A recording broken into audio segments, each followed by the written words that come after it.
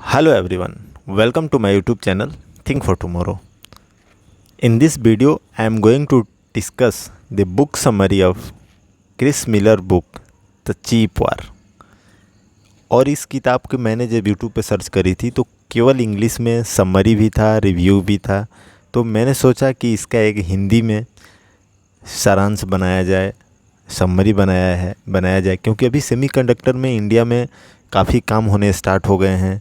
3 plant लगाने के approval मिल गया है कैबिनेट से और काफ़ी ज़ोरों शोरों से काम भी चल रहा है। तो ऐसे में यूएस को कितना पसंद आता है ये चीज़, यूएस की माइंडसेट क्या रहती है और चिप कितना ज़्यादा इम्पोर्टेंट है, इसके वजह से कितनी लड़ाइयाँ हुई हैं, कितने जियोपॉलिटिकल कंडीशन बदले हैं, तो ये बुक उनको बहुत अच्छे से डिस्क्राइब करता है। तो आइए हम बुक को शुरू करते हैं। तो इस बुक को मैंने इनिशियली 4 पार्ट में डिवाइड किया है। पहला है जो हिस्ट्री, इनोवेशन एंड सेमीकंडक्टर, उसके बारे में है। दूसरा है cold war era, Soviet union और यूएस के बीच के जो चिप कंपटीशन वार है वो है। तीसरे लेग में है जापान, साउथ कोरिया और चिप्स एंड यूएस। और चौथा में है ताइवान एंड यूएस। मतलब यूएस कंटिन्यू पूरे वर्ल्ड कंट्री से फाइट किया है इस चिप्स के लिए। तो ये चिप क्यों इतने इम्पोर्टेंट है, तो सबसे पहले मैं ऑथर का इन्फॉर्मेशन देना चाहता हूँ। तो ये जो क्रिस मिलर हैं वो एक एसोसिएटेड प्रोफेसर हैं international history eight tuft university in the US. और इसके अलावा वो यूएस थिंक टैंक के रिसर्चर हैं। उनका न्यूयॉर्क टाइम्स में भी आर्टिकल आते रहता है और उन्होंने ये किताब लिखने से पहले लगभग 100 चिप्स एक्सपर्ट से बात किया था पूरे इंडस्ट्री में। और ये जो बुक है वो पूरे ट्विस्ट एंड टर्न से है, जो कि यूएस और पूरे वर्ल्ड कंट्रीज़ के कंपटीशन के बारे में डिस्कस करती है और इस चिप्स के वजह से कैसे जियोपॉलिटिकल सिचुएशन भी इम्पैक्ट हुए हैं। ये किताब उसके बारे में मार्केट, बिजनेस अपॉर्चुनिटी सब कुछ बहुत गहरे से बताती है। तो पार्ट 1 एंड 2। तो सबसे पहले सेमीकंडक्टर चिप्स। तो पहले पार्ट में इन्होंने, ऑथर ने डिसाइड किया कि सेमीकंडक्टर चिप्स, आप जो अभी मोबाइल पे ये वीडियो देख रहे हो तो आप मोबाइल को खोलोगे, अंदर से तो एक मदरबोर्ड दिखेगा, वहाँ पे एक काले रंग का चिप्स मिलेगा जो कि एक्चुअली है क्या सेमीकंडक्टर चिप्स। तो पहले हम जो इलेक्ट्रिक थी, जैसे अभी भी है ना स्विच, हमारा जो बल्ब ऑन ऑफ करते हैं तो हम उसको स्विच से कंट्रोल करते थे, लेकिन सेमीकंडक्टर इलेक्ट्रिसिटी को इलेक्ट्रिसिटी से कंट्रोल करने का तरीका है। तो आई होप कि आप समझ, जैसे रिमोट में चिप्स लगा है, वो टीवी की इलेक्ट्रिसिटी को यहाँ से कंट्रोल कर रहा है, हम एक बस बटन दबा रहे हैं, दूर से कोई कनेक्शन नहीं है। तो यही है सेमीकंडक्टर। इसको शॉकली ने इन्वेंट किया था और शॉकली के इन्वेंशन के बाद एक बुक में बहुत 3 फ्रेंड स्टोरी उन्होंने डिस्कस किया है, जो तीनों आगे चल के फेयरचाइल्ड कंपनी का फॉर्मेशन किए थे। और रात को एक दिन ऐसे ही गुजर रहे थे, उन्हें समझ में आया कि सेमीकंडक्टर से तो हम बहुत बड़ा काम कर सकते हैं। तो उस जो फेयरचाइल्ड कंपनी चिप मैन्युफैक्चर करती उस समय कोई इसको सीरियस नहीं लेता था, क्योंकि चिप का प्राइस भी बहुत ज़्यादा था और उतना एंड यूज भी नहीं था। तो फिर सोवियत यूनियन ने अपना पहला ऑर्डर प्लेस किया था फेयरचाइल्ड को और उन्होंने इसको यूज़ किया अपने स्पेस सेक्टर में, मिलिट्री सेक्टर में, और वो अमेज हो गए, बोले ये तो बहुत बड़ी चीज़ है। फिर उन सोवियत यूनियन ने क्या किया कि यूएस के पूरी चिप्स इंडस्ट्री को कॉपी करके और अपने यहाँ बनाना उन्होंने चालू कर दिया। तो उन्होंने लेकिन वहाँ पे बनाना चालू किया, बट उन्होंने क्या किया कि बस मिलिट्री और स्पेस यूज़ के लिए बनाना चालू किया। लेकिन यूएस में उस टाइम चिप्स जो था वो कंज्यूमर यूज़ के लिए भी और मिलिट्री यूज़ के लिए, मतलब ये दोनों लेग पे चल रहा था और वहाँ पे बस एक ही लेग पे चल रहा था। और उन्होंने एक बहुत इंटरेस्टिंग बात लिखी है कि अभी भी जो यूक्रेन में मिसाइलें जो यूज हुई हैं उनमें भी उस टाइम सोवियत यूनियन में जो चिप्स बनते थे वही चिप्स यूज हुए हैं। तो यहाँ पे जब कोल्ड वार ख़त्म होता है तो फिर सोवियत यूनियन के जो प्रेसिडेंट होते हैं वो बोल देते हैं कि हमने ये वॉर लॉस्ट कर दिया है और यूएस जो है वो चिप मार्केट को विन कर गया है।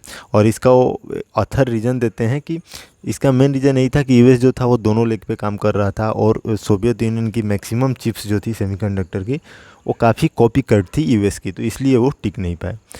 दूसरा है पार्ट 3 में हम जापान के चिप्स और यूएस के कंपटीशन की बात करते हैं। तो जापान क्या किया, जैसे यूएस आपका मिलिट्री और स्पेस में चिप्स यूज़ के लिए काम करता था, बट जापान यहाँ पे कंज्यूमर मार्केट को टारगेट किया। और जो वहाँ की सोनी बहुत बड़ी कंपनी थी वो एक समय पे बहुत बड़ा चिप्स मतलब मैन्युफैक्चरर कंपनी वहाँ पे बन गई और ऐसा लगा जैसे उसे कोई रिप्लेस नहीं कर सकता था, लेकिन केवल कंज्यूमर यूज़ के लिए। रिमोट में लग गया, टीवी में लग गया, कार में लग गया, जो भी ऑटोमेटिक चीज़ें थी उनमें लग रहा था, लेकिन उसका जो कंपटीशन था वो यूएस को फिर पसंद नहीं आने लगा, क्योंकि जो सोनी के सीईओ थे उनका भी बहुत ज़्यादा बयानबाजी होने लगा। मतलब एक होता है ना ईगो टाइप का, वो चीज़ शुरू हुआ। और एक समय आया जब जापान ने यूएस के चिप्स जितना मैन्युफैक्चर होता था उससे ज़्यादा मैन्युफैक्चर करने लगा, और ऐसा लगा कि जापान अब इसमें मोनोपोली क्रिएट कर लेगा। तो यूएस इस सिचुएशन को टैकल कैसे करता है, इसको बहुत ब्यूटीफुली डिस्क्राइब किया गया इस किताब में। उन्होंने यूएस वालों ने साउथ कोरिया को प्रोवोक किया।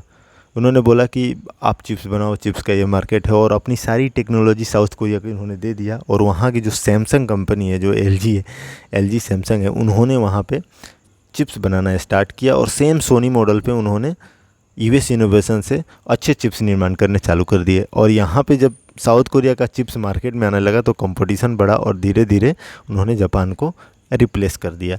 और अगेन जापान इस वार को हार गया। वो पता है क्यों? वो इसलिए क्योंकि जापान ओनली कंज्यूमर मार्केट को बेट कर रहे थे, और जो यूएस था वो फिर वहाँ कोरिया, साउथ कोरिया में कंज्यूमर मार्केट के लिए लगा लिए चिप्स, और यहाँ यूएस में मिलिट्री सेक्टर के लिए। तो दोनों जगह ये फिर 2 लेग पे काम कर रहा था, वो 1 लेग पे काम कर रहे थे। तो यहाँ पे फिर से यूएस जापान के प्रॉब्लम को ख़त्म किया।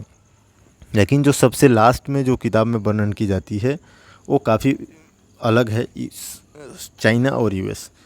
तो इसकी कहानी शुरू होती है कि यूएस वियतनाम वॉर हार जाते हैं, और हारने से क्या होता है कि अभी यूएस इनकी जो मिलिट्री सिस्टम थी वो इन्होंने एशियन कंट्री को अपना इंपोर्ट करते थे, बहुत ज़्यादा बेचते थे।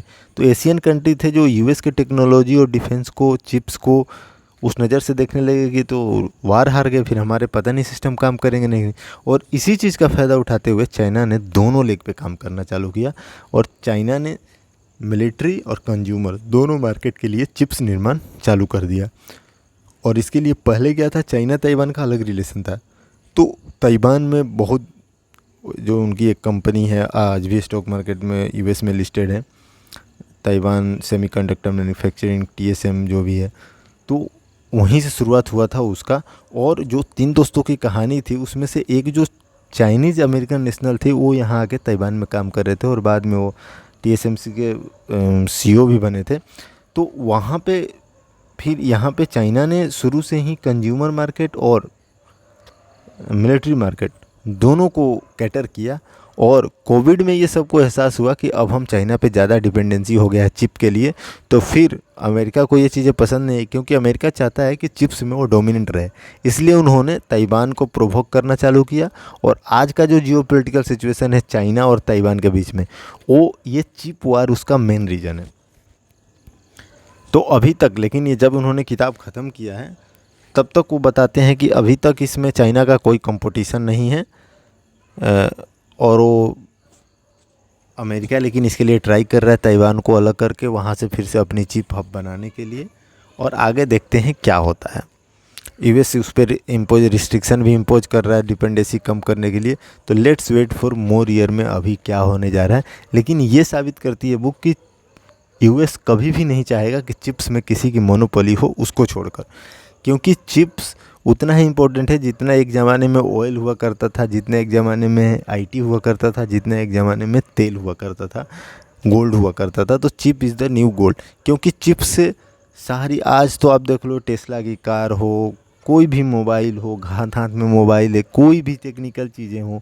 अभी कोविड में क्या हुआ, सारी कंपनियों को मैन्युफैक्चरिंग रुक गया, ऑटो कंपनियों को, क्यों? क्योंकि चिप्स के शॉर्टेज हो गए थे। ये आए दिन आप न्यूज़ पढ़ते रहते हैं। इसके लिए हम पूरा चाइना पे डिपेंड है। तो इंडियन गवर्नमेंट की जो अभी 3 प्लान का अप्रूवल मिला है, वो हो सकता है कि अमेरिका के भी इनिशिएटिव पे हो रहे हों। अमेरिका चाह रहा हो कि चाइना को, जब चाइना +1 स्ट्रेटजी तो वही है ना अमेरिका की, तो कोई एक कंट्री में तो हमें बूस्ट करना पड़ेगा जहाँ से हमें ये चीज़ कर सकते हैं।